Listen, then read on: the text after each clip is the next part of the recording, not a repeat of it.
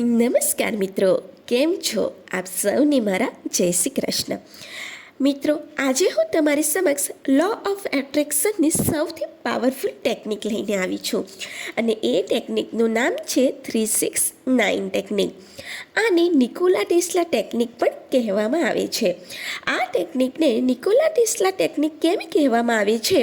તો 19મી અને 20મી સદીમાં રહસ્યમય વધારનાર એન્જિનિયર ભવિષ્યવાદી નિકોલા ટેસ્લાએ પોતાના વિચારો, પોતાના સપનાઓને સાકાર કરવા માટે, એટલે કે એમની એમની ઈચ્છાઓને પૂરી કરવા માટે એક શક્તિશાળી ટેકનિક તૈયાર કરી હતી.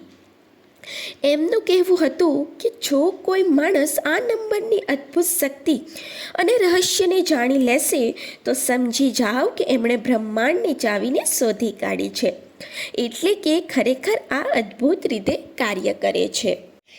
એમને એ ખબર પડી કે 369 બ્રહ્માંડમાં યુનિક નંબર છે, એની એક યુનિક વાઇબ્રેશન છે. સૌથી પહેલાં દુનિયામાં બધા જ વૈજ્ઞાનિકોએ એ વાત તો બરાબર સમજી લીધી હતી કે બ્રહ્માંડમાં બધી જ વસ્તુ એનર્જીથી બની છે અને બધી જ એનર્જીની એક અલગ વાઇબ્રેશન હોય છે અને એની ફ્રીક્વન્સી પણ અલગ અલગ હોય છે. એવી જ રીતે નંબરમાં પણ દરેક નંબરની અલગ અલગ વાઇબ્રેશન હોય છે, એક ફ્રીક્વન્સી હોય છે. હવે વિજ્ઞાનથી સમજીએ અથવા તો ઉદાહરણથી સમજીએ કે આપણી પૃથ્વી ગોળ છે, એટલે કે 360 થશે. હવે 360નો આપણે સરવાળો કરીએ, એટલે કે 3 + 6 + 0 બરાબર કેટલો જવાબ આવશે? 9. હવે આ જ 360ના અડધા એટલે કે 180 થશે. હવે આ 180નો સરવાળો કરતાં 1 + 8 + 0 બરાબર કેટલા મળશે? આપણને 9 મળશે. હવે આ 180ના અડધા કરશો તો 45 મળશે અને એનો સરવાળો પણ 4 + 5 બરાબર 9 મળશે. 45ના અડધા 22.5 અને 22.5નો સરવાળો 2 + 2 + 5 બરાબર 9 મળશે. તો બ્રહ્માંડ આપણને બતાવવા માંગે છે કે દરેક નંબરની પાછળ યુનિક વાઇબ્રેશન છે અને આ જ વાઇબ્રેશનને સમજીને તમે એનો ઉપયોગ કરશો તો તમે મેજિક ક્રિએટ કરી શકો છો, સાયન્સ સાથે જાદુ કરી શકો છો. હવે તમારે આ ટેકનિક કરવાની કઈ રીતે છે એ જોઈએ. તો તમારી જે કંઈ પણ વિશ છે, જે તમારી ઈચ્છા છે, જે તમે વિચારો છો કે આ સપનું મારું પૂરું થઈ જાય, એ વિશને તમારે તમારા માઇન્ડમાં ક્લિયર રાખવાની છે. એ જ વિશને અનુસાર તમારે એક અફર્મેશન તૈયાર કરવાનું છે અને એ અફર્મેશન એકદમ સરળ, સિમ્પલ અને પ્રેઝન્ટ ટેન્સમાં હોવું જોઈએ. એ ખૂબ જ જરૂરી છે. જેમ કે આપણે એક્ઝામ્પલ લઈએ, તમે ઈચ્છો છો કે ઘર મેનિફેસ્ટ કરવું છે, તો તમે શું લખશો કે થેન્ક યુ યુનિવર્સ, મારી પાસે ખૂબ જ સુંદર ઘર છે.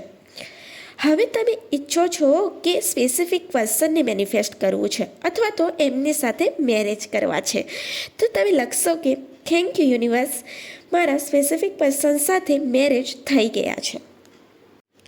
કોઈ પણ અફર્મેશન તમે લખો તો એ રીતે લખવાનું છે કે જેમ કે એ તમારી લાઈફમાં ઓલરેડી થઈ જ ગયું છે, તમે એને મેળવી લીધું છે. જેમ કે ધારો કે આપણે કોઈ જોબ માટે જોઈએ તો તમે એમ લખી શકો છો કે થેન્ક યુ યુનિવર્સ, મને મારા સપનાની જોબ મળી ગઈ છે. તમે ઈચ્છો છો કે તમારી લાઈફ બ્યુટીફુલ બની જાય, તો તમે લખશો કે થેન્ક યુ યુનિવર્સ, મારી જિંદગી ખૂબ જ સુંદર છે. તો સિંગલ અફર્મેશન બનાવવાનું છે.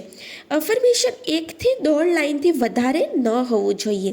આવી રીતે તમે તમારી વિશને અનુસાર એક અફર્મેશન તૈયાર કરીને તમે લખી શકો છો. હવે તમારે આ અફર્મેશનને મોર્નિંગમાં 3 વખત ડાયરીમાં લખવાનું છે. જ્યારે તમે લખો છો ત્યારે એને મહેસૂસ એટલે કે ફીલ પણ કરવાનું છે. આ વસ્તુ ઓલરેડી થઈ ગઈ છે. વિઝ્યુલાઇઝેશન પણ કરી શકો છો. આવી જ રીતે બપોરે 6 વખત આ અફર્મેશન લખવાનું છે અને ફીલ કરવાનું છે અને રાત્રે 9 વખત આ અફર્મેશન લખવાનું છે. આ રીતે સવારે 3 વખત, બપોરે 6 વખત અને રાત્રે 9 વખત લખવાનું છે. જેવી રીતે ડૉક્ટર બીમાર શરીરને સારું કરવા માટે 2 કે 3 ટાઈમની દવા આપે છે, એવી જ રીતે આ પણ બીમાર મનની દવા જ છે, જે 3 વખત લેવાની છે. હવે તમને પ્રશ્ન થશે કે આ ટેકનિક કેટલા દિવસ કરવાની છે? તો આ ટેકનિકને તમારે 21 દિવસ સુધી, 33 દિવસ સુધી અથવા તો 45 દિવસ સુધી તમે કરી શકો છો. કન્ટિન્યુ આ ટેકનિક કરવાથી રિઝલ્ટ મળે જ છે. વચ્ચેથી જો છૂટી જાય તો ફરીથી તમે સ્ટાર્ટ કરી શકો છો. તો આ ટેકનિકની મદદથી તમે તમારી કોઈ પણ વિશ પૂરી કરી શકો છો. ધન્યવાદ.